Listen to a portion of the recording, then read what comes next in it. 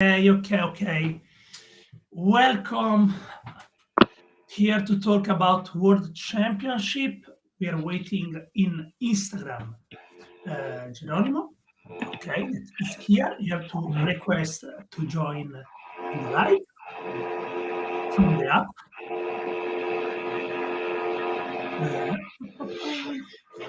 Request. Okay.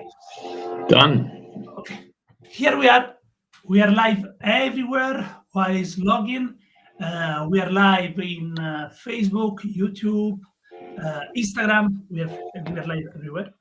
So finally, with Geronimo. Geronimo, we can talk in every kind of languages today, but we will talk in English. Perfect. I open like that. People were saying, "Oh, the World Championship was extremely hard. Run 21 kilometers in the sand was crazy." But if it was crazy, you were crazier because you ran everything. So you live in the sand. Please tell us who you are and what the hell you did in Abu Dhabi. All right. Like that. Sure.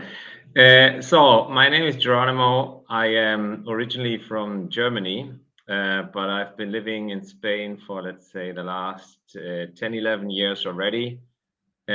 Started my Spartan experience career, love, basically here in Spain, 2017, and did the typical journey I think most of us have gone through. You start by one race and then you fall in love, or you want more, you want to try the other formats. In my case, I started with a super, then I had to obviously go for a beast and also the sprint to complete the trifecta. In which year you started?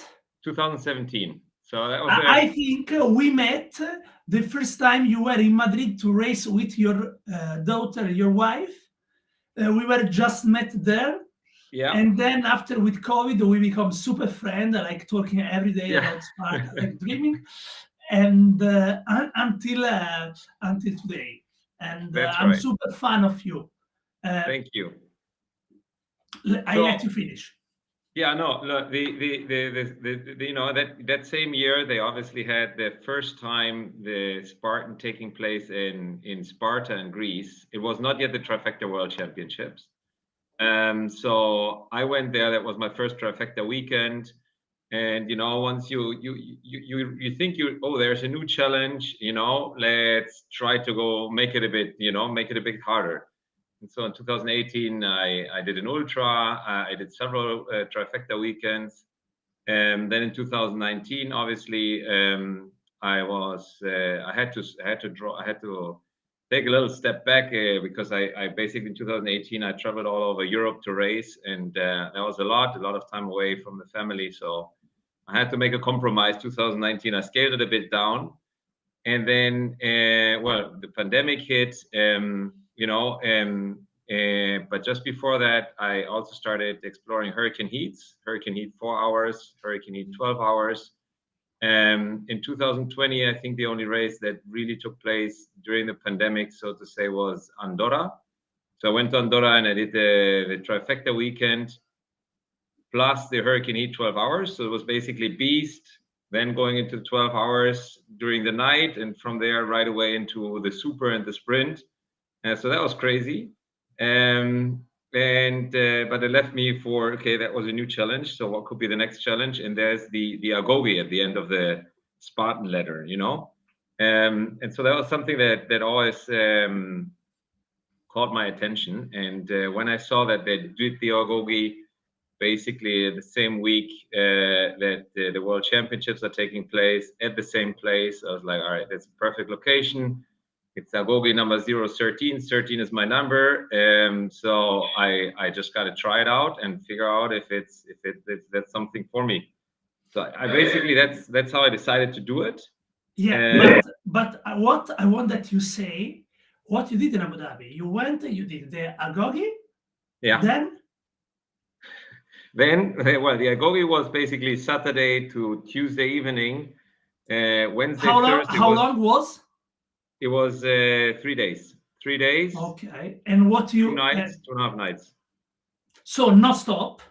Non-stop, no sleeping. You were in the desert the whole time. They threw us out in the desert somewhere. For this, you look, you Yeah, take the sand, right? that's where I Correct? got the 10. Yeah, there's no Yeah. shade, but it helped me a lot for the World Championships. So basically, Tuesday night the Agoge was over. Then it was Wednesday, Thursday recovery. Friday was the elite World Championships that I ran. And it just finished on time to basically literally across the finish line. There was a few races that I knew that I gave a quick hug, and then I had to run and basically get my other chip and my bib to start running in the last wave of the night super that they did also there. So that was 31 And the kilometers. morning, you had also the age group beast, correct? That was on Saturday morning. I did then the age group beast, yeah, and then I think I finished. How many kilometers you did in the desert? Well, the Agoge, I think were around 100 kilometers over the 3 days, plus then the 21 plus 30 plus 31, 150 kilometers about, yeah, during 1 week, basically. How many? 150. In the desert? No, Yeah, like, in the desert. okay. Yeah. And the first question is, why all? So I can understand you want to do the Agoge. I want to understand that you do the Beast Elite. I understand also the Super, but I don't understand why also the Beast age group. Well, I figured, look, since I'm there, I originally signed up for the Open Beast, but when they announced also that it was because I normally run in elite heats, so I was not I was qualified for the Elite World Championships, but not for the age group championships. When they announced that you didn't need to have any qualification criteria, I said, all right, it's better to start earlier, because in the desert, obviously, and the heat, I think, was one of the biggest factors. To be honest, I think the race on Saturday was a lot harder than on Friday. Why? Because for two reasons. I think, first of all, on Friday, we started at 3:30, if I'm not mistaken. So, I mean, the hottest time in the desert is between 12 and 3. They're locally in Abu Dhabi. That means at 3:30, or when we started the Elite World Championships, the heat was there, but your body was already used to it. And now that you started to run, maybe the first hour was tough, but then, the second hour, all right, temperatures are going down. You feel comfortable. And so that was actually a lot easier than the other way around on Saturday, where you basically start in the morning where it was very warm, but every minute you were on the course, it was getting hotter. Right. And so, I mean, I think I started at 10:30 in my age group. So, and it took me. And I guess you were a little bit tired, correct? Yeah, I was tired. I was a bit injured also. I had an inflamed shin from all the running in the sand over the last days.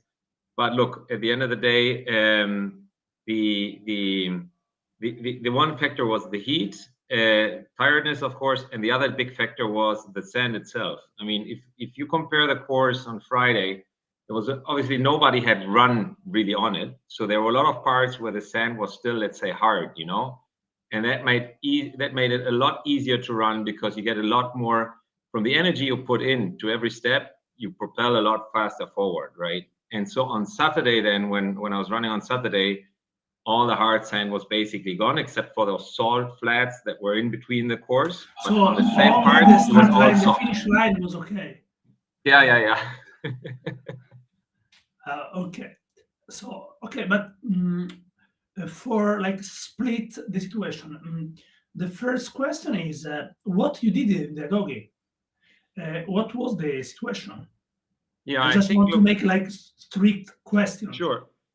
I think the Agoge is not really a race at the end of the day. The Agoge is an adventure survival event, I would call it. It's very physical, so it's not like you don't need to be prepared for like the physical part. It's very demanding, but above all, it's very mental. Because at the end of the day, look, you get thrown out there in the desert. We're not allowed to take any food with us, so you didn't have any food. You didn't sleep already, because basically on Saturday they do a briefing, And from that briefing onwards, the race could start, or the event could start at any time. And it was basically at 2 a.m. in the morning when they knocked on the door. Everybody had to be in their hotel rooms. They knocked on the door shortly before 2 a.m. We had to get down to the bus quickly, and they basically took us down to the desert. Abu Dhabi is a bit away. I mean, you've seen it, you know, it's by bus. It took us about 3 hours to 4 hours by bus to get there. They blindfolded us, so we didn't know where we were really going the last, I don't know, half hour or hour. And then basically we're being pulled out of the bus. You don't see where you're going. And then they started dividing us into teams. We were like 43 people. So it was 4 teams of 10 to 11 people. And once you were selected for a team, basically you could take off your blindfold, and you saw, all you could see was the sun and the sand. And that was a very intense moment. Like you were completely lost. You have no watch, you have no telephone. And it's basically really down to, okay, everything you have with you is what you will have, you know, everything you have in your backpack is what you will have over the next few days. And so we're allowed to take water, but we had to make it then basically from that point onward. You had to see, you know, how to get to the next objective. The beginning was finding a map. You know, that map was completely useless. So it was very hard to navigate the whole navigation. I mean, we're so used to today, you know, you put in Google Maps or whatever, and it tells you where to go. Now you're in the desert. There's no direction except the sun. We had a compass, that's true. We had a compass that helped us, but at the end of the day, also there's no landmark, you know, okay, this building, that tree, that mountain that normally helps you. And so you were completely lost. And what we basically had to do is we navigated through the desert for those 3 days. On the second day, we had to carry on top of it the Bedouin tent, which was like 100 kilos. So we had with each team. So we had to divide the weight, and it was endless. It's just 12 hours of pain, basically, of very slow moving in the sand. And you've seen it. I mean, when the one thing obviously during the World Championships it was easy to run because you didn't have the backpack, you didn't have the additional weight on you that you had during the Agoge. And so the Agoge is a very intense experience in terms of team. Is one I could say like what is right a real deep experience. It's like super. One experience that really changed. It's a little bit remember me like Navy SEAL experience, stuff like that. Seems like super crazy. But one question is how you did about drink and food in these 2 days? Well, the drinking was the water, and we had to see that we got to the points, let's say, where there was actually water. That could be 15 kilometers, 20 kilometers, that you had to move as fast as you could. Obviously, then there was the option to divide water between each other. I mean, you know, if one of your teammates ran out of water, you gave him water, because maybe I had more storage in my more water storage with me than other people. And food was the big thing. The only way we could actually get to food was by winning it. So on the first evening, my team, we won 4 kilograms of dates. And so basically this was our main source of food for the rest of the event. So 3 days, the only thing we ate were a few dates, and we also got a little bit of flour. So with the water that we had and the flour, we made a fire and we made little small breads, but that was it. There was nothing else. So it was literally, I think you get it. And question, you were like 2 days in the middle of the desert, correct? Yeah. And if you have to go in toilet? Well, you go. I mean, like, guys, don't see me like on the set. It was like... Yes, I mean, it was like that. I mean, for guys, it might be even, I think it was a little easier for guys than for the girls we had on the teams. You know, it was just like, look, guys, I got to use the toilet. Please don't turn around. And they basically, you have to do what you have to do there. I mean, you go straight, and the people behind do everything don't look me, I'm not here, you know. Or you could like make something like find your place. Yeah. like make a cave inside of the sand. Okay, so Agogi was crazy. It was very crazy, That especially. really deep experience, I could say. Yeah, I think you know, the first day everybody's excited, everybody's super energetic. The second day is where it starts to becomes really tough because, you know, not only you have already gone through one night without sleep, but yes, you know, so it's lack of sleep, lack of food, and then obviously the additional weight that you have to carry. It just becomes a very strong mental experience of the second day, and then the third day is really where things become crazy. I mean, because it's the second night you haven't slept, you know, people have problems, start to become having problems with the lack of food. So we had a couple of medical dropouts because they didn't have enough. The blood sugar just was too low, and they basically they fainted. And then How many people give up in this event? We were 43 at the beginning, and I think finishing we were I think we had if I'm not mistaken, we had 12 dropouts. So I think around 30. No bad, no bad. Yeah. So and then the other part is that, like, you know, because of the lack of sleep, people start hallucinating, and that was really tough in the second night. So the second night was tough, and then once the sun comes out, you know, your body wakes up again. It helps your mind, and obviously in the desert, and you've seen it. I mean, I don't know whether you did the night super, and I mean, there were a lot of people on the course. You could see a little bit, you know, how the actual course was, but during the Agogi, it's the middle of the night in the desert. It just looks like a black big mountain of sand, and you don't know if it's just straight up or if it's up and down, and so it's really becoming a very exhausting experience. Great.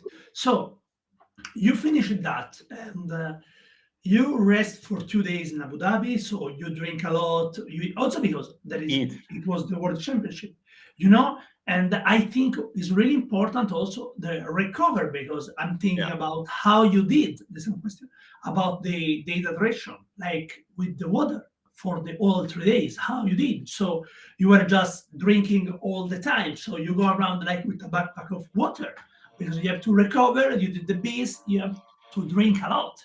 I imagine just on Saturday, between Saturday and Sunday, to drink like 10 liters of water. How you did? I think again, I think it helped for the whole World Championship experience. The whole Agogi thing helped a lot because, you know, being familiar with the sand, knowing what's the easiest way to run on sand and move forward on the sand. Also in terms of hydration, normally on a beast course, knowing that there are 8 stations where you can drink water, I would not take a hydration bladder with me or additional water on me. I just take, you know, a small belt with some energy gels, and that's it, and I go running. Because eight places where to drink are a lot every 2 kilometers. Yeah.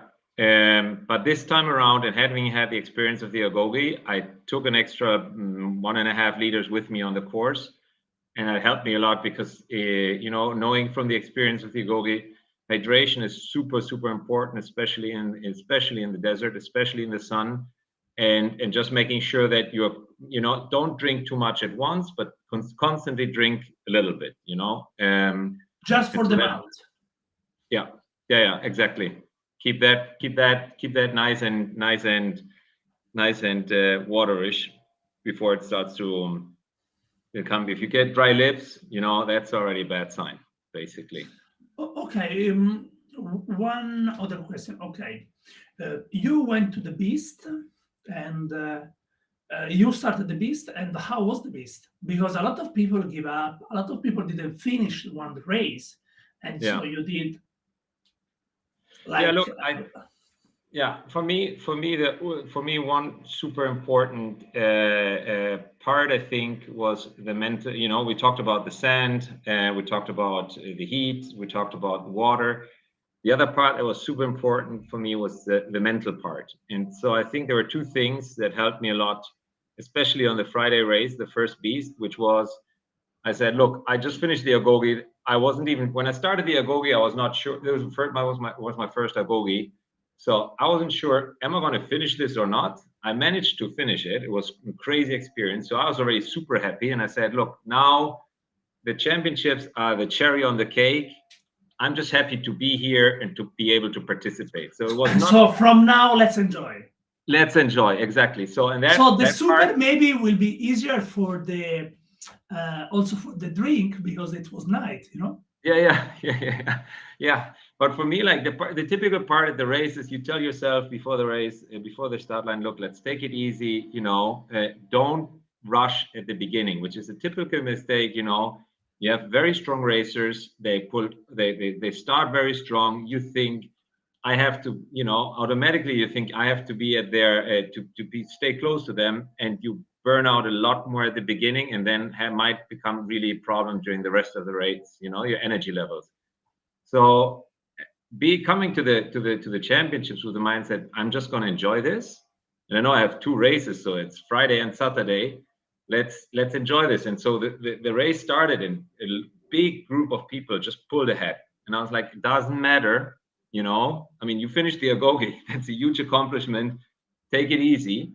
That helped me a lot because, you know, I think with the experience also of running on the sand, a lot of people, a lot of racers that are then during the course passed, they just burned out, and they burned out much quicker, obviously, than on any other race course because of the difficulties the sand provides, you know. And the other part was then just keep running. And I kept running, and even though it was small steps, slow steps, but I kept running in a lot of parts where I saw other races where they were just walking. And there was a combination of having the experience of the agoge, of running in the sand, and the agoge mindset, the mental thing of, you know, the agoge is just keep on going. Couldn't be worse, you were saying. Yeah. It's not agoge. It will finish. Exactly. I have my watch, you know, and it was like that. But sorry for interrupting you. Okay, you have water.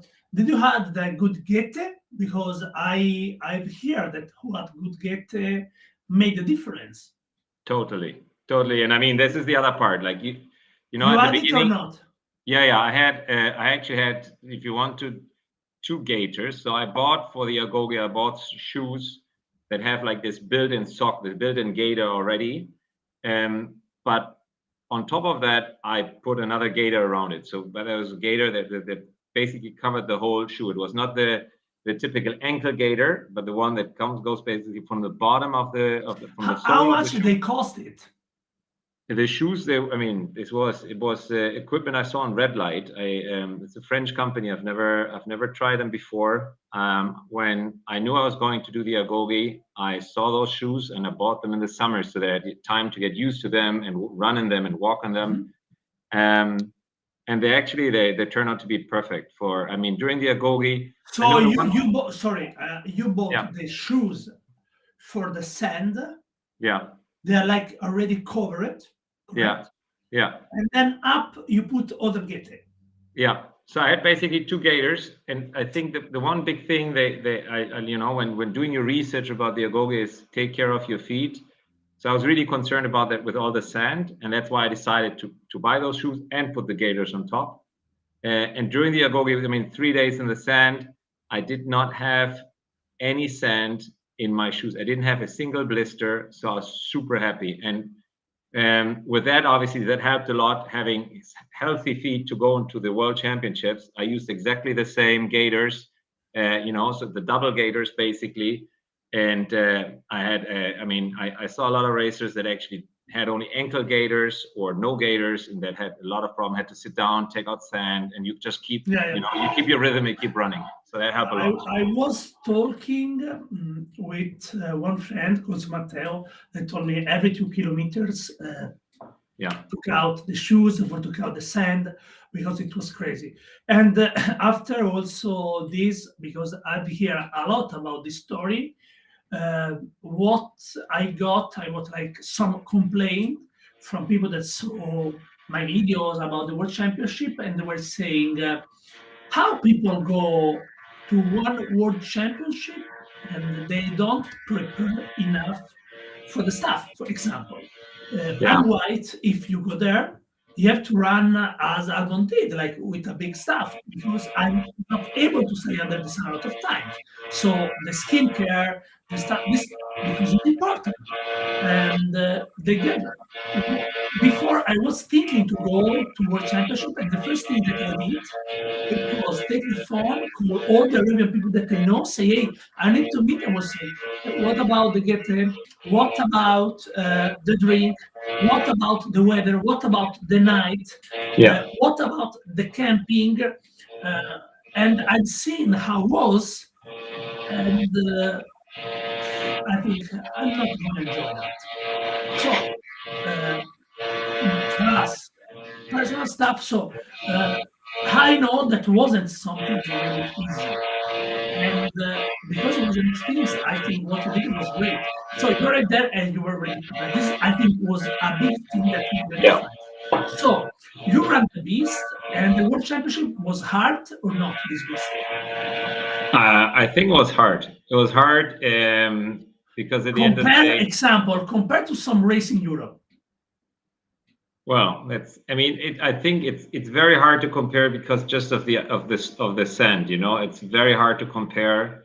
I would personally say Andorra, for example, which is a very hard beast, is definitely tougher than the World Championships. Okay.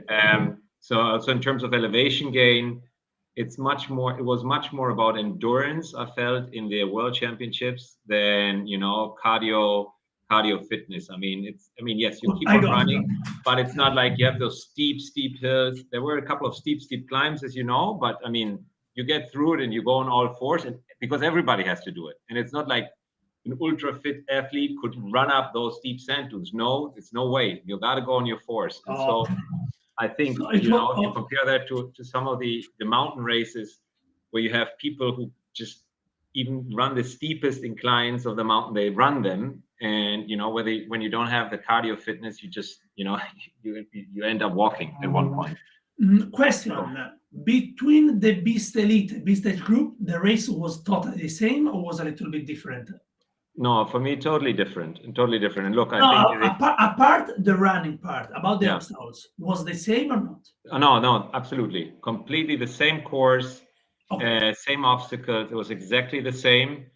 I think the finish obviously was to be fair, the finish at the on Friday when you on top of those sand dunes and it's night and you're basically there and you have the stadium, the lights glowing at you.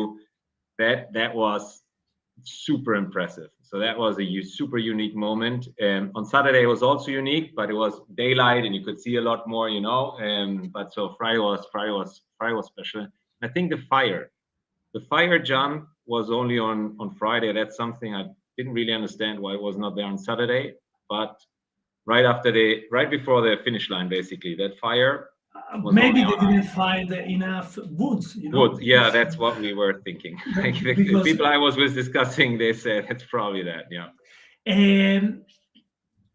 question is, where you sleep the days of the race? So I had brought my own tent. The idea was to sleep obviously in the campsite. I was not, you know, knowing also that I would do both races. You went alone, correct? You went alone, correct? Yes. But then during the Agoo, we met. There were some participants that were people from Abu Dhabi that were local people that said, "Look, there's the official Spartan campsite. We have our separate campsite there. If you want to, you can also come there." And so actually, that's where I ended up going. So I slept. I slept basically over at this other campsite. It was very close to the Spartan campsite. But it was with a ton of local people, and so that was just very nice to have also this again, like the immersion, the cultural immersion, and blending in with those people and having conversations. That was just awesome. So you are in one campsite close to the official campsite. Yeah, And it was noisy, like the people did say. yeah. I mean, when I arrived, I mean, I imagine. To be fair, I looked at Google Maps and, you know, I saw the videos Joe DeSena put up, and it looked all quiet. It looked like really the only thing that would be there is the Spartan Race and nothing else. And so when you get there and you get there and you see all those crazy people, I mean, all those crazy people racing around the sand dunes on their cars, on their buggies, and whatever. It was insane. I felt like this is, you know, the movie Mad Max. It's like total anarchy here. Um, and so that was it. But That was why it. the race on the night? Well, I think that that day, especially, it was Thursday when I got there. So it was the night before the World Championships. It was the 50. It was exactly the day was the 50th anniversary of Abu Dhabi or the Emirates. I'm not sure, but either or. But it was a national holiday, and so that's why things went crazy that night. In terms of like the local people. I mean, this is kind of their.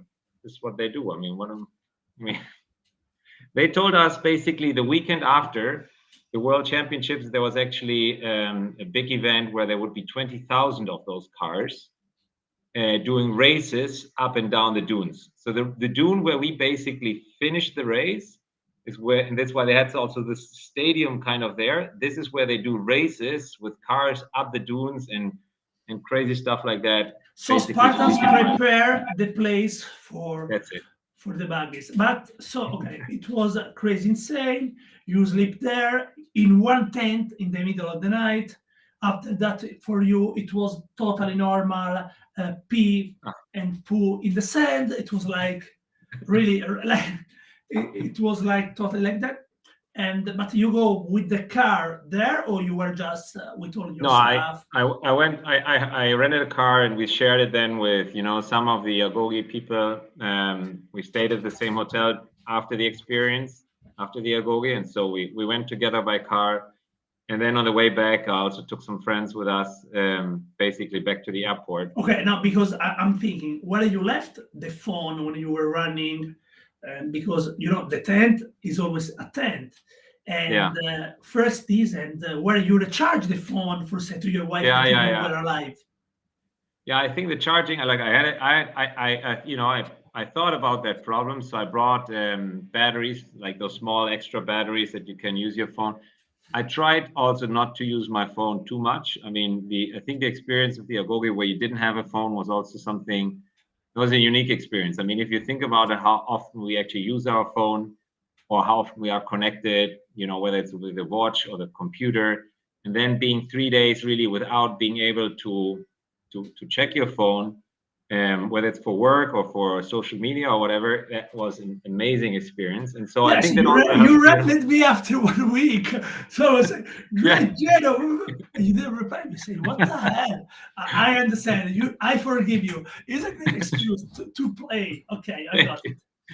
But okay, so you were, but around there, it was easy to take food, drink. It was easy to find that part or not? In the World Championships, you mean? Yeah, around Yeah, yeah, there, yeah. you Yeah, I find mean, the look, water. yeah, look, I mean, they had in the festival area, they had so many food trucks. I mean, it was, what do you expect? I mean, you know, you're in the middle of the desert, so you're not gonna have, you know, whatever kind of exotic Market. options. Yes, but the typical things are there, you know, and so I think that was, and they also had a small supermarket even there, I think. In general, I would say, look, the people that didn't have maybe a headlamp with them, because in the desert it started getting dark around, especially for the race on Friday, starts getting dark around 5:30. So, you know, people that didn't have a headlamp with them and that needed to find one, that might have been tricky, but otherwise everything basic you could have gotten in that. But it was text that it was mandatory the lamp. They said that actually at the briefing. And where do you find at that point? Yeah. I had two. So because of the Agogi, we were supposed to have. Yeah, but I saw everybody with the lamp, so they knew about that. Either they knew it or they just, you know, in terms of your preparation, as you said, you know, what you did. I'm going to run in the desert. I need to find out everything. Like, you know, what do I need to run in the sand? What's the weather going to be? When is the sun going up? When is it going down? You know, you do your homework, you do your preparation, and you know, if you do that, you figure out, okay, if I only start running at 3:30 or whenever, and I need that much time for a regular beast, well, probably I'm going to run into a problem that I'm going to be running at night, and I don't know how I was going to be prepared with this. But probably this, I think in these details, this is another message that they told me. because we are here a lot about the World Championship, about a lot of people that were in tricky, and also about one of the all about the sand. We're not talking about people that are running in age group, normal people, because you're running in age group, you go there, maybe you want to do an experience, you find the sand, okay, you run without shoes, everything. But we are talking about people that are going there to play, to win a world championship, or to do the best, that in theoretically they are pro or professional. Also, if we can talk one day about professional, and they have sponsors that pay there. So I think one of the most important part about professional is to be professional not only in result, but it's also all that. I think this was one of the secrets why the Russian guy got second, because he did all the race in the desert, so he know everything, where to put the feet, where to don't put the feet. So I guess it is. Another question is, okay, we talk about that. What was the hardest part of the races? What was the hardest? It was the wall, the sand wall. What was the hardest? You mean of the championships? No, not of the Agogi. No, the championship. The championships. I think I would say there are two things. The one thing that was really tiring was that very steep sand dune where they actually put down ropes. Yeah. And the other part was that it was basically a loop that brought you back to the festival area, and then you had to go out again, and was another loop, somewhere else, and that brought you finally back to that huge dune. And so there was another steep climb. So I think the two climbs were tough. They were manageable but tough. The other part was the distance, because you finished that first loop and it said, all right, this is mile 7. So what is a beast? Like 13.2 miles. So you think the second loop must be smaller. And I think honestly, it was a bit more than 21 kilometers. I mean, on my watch, on my GPS watch, it turned out to be more. And so it's that thing where that I think the Trifecta World Championships 2018 in Sparta, the beast was actually 28 kilometers instead of 21.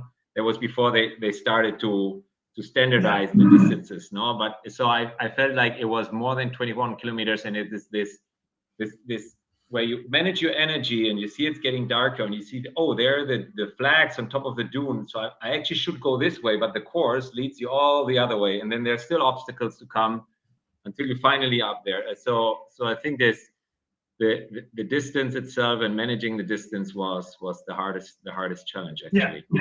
If I thought that before we were running some races, it was insane. I remember the first European Championship that ran in Slovakia, in Tatry Mountain. I think you weren't there, because I think it was 2015, 2016. It was 31 kilometers. Yeah. I remember in Slovakia, I remember that in this race, it was almost 6 hours for me. I found sun and rain 2 times. Yeah.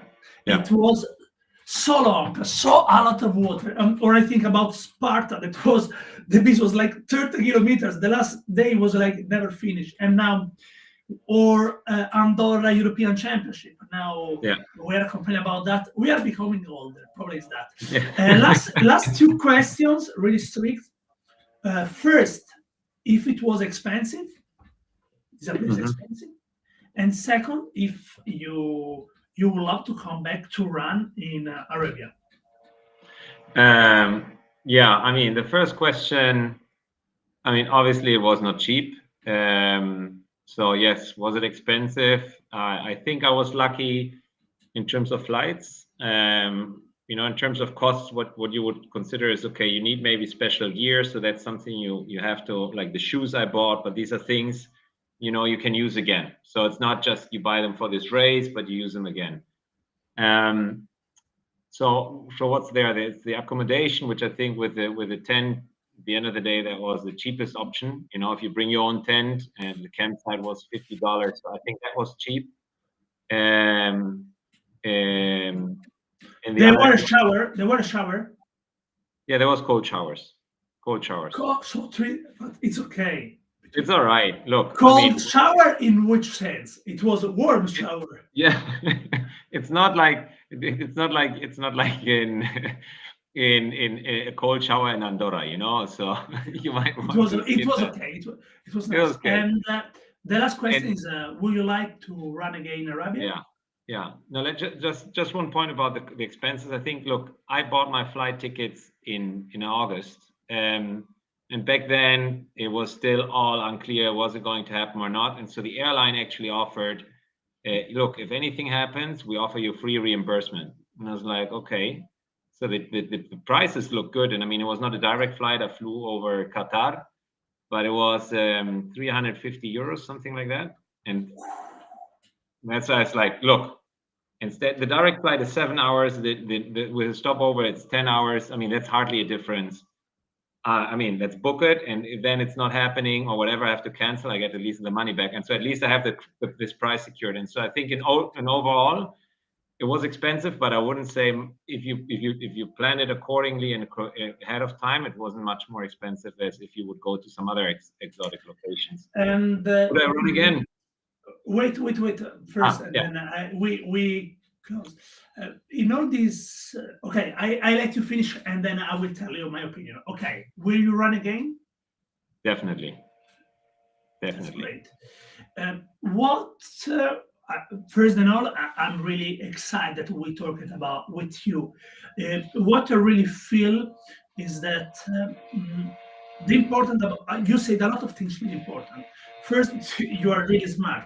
This is a fact about that. Second, it is about that you touch too many points between be prepared, be physically prepared for sure, be mentally prepared, be economically, because it's not cheap, prepare, and also prepare all the stuff. This makes like a professional athlete that don't miss, be professional, win the race, but means a lot of stuff that I think this baggage can help you to have like also a sponsor, because there are professionals that just win the race. There are professionals that do unique stuff like that is like Tenerife. You can text one book about that. It is something that is really fantastic, and for sure one sponsor of supplement will be happy to support you. And the other part, what you said is about also the preparation. It's something that makes you professional or more smarter or like clever, is that you didn't wait the day before to prepare. You say, oh, well, wake up, oh, tomorrow I have to do the passport, oh, I have to do this year, oh, well, I don't have, you arrive there, I don't have the lamp. But yeah, prepare everything before with notes, buy the flight ticket, you buy for 300, if they give you back the money, you take back the money, and what the hell? Come on, this is great. I think this is a conversation that people have to hear, not about the World Championship, but about the message that you give. I think we will do much more live together if you will be happy. Perfect. And I hope to see you really soon in next season in Spain, Italy, or wherever you want. Yeah. I wish you the best. You can go back to work, okay? Bye, Gero. Thank you so much. Bye-bye. We'll see each other soon. Thank you very much, Manuel.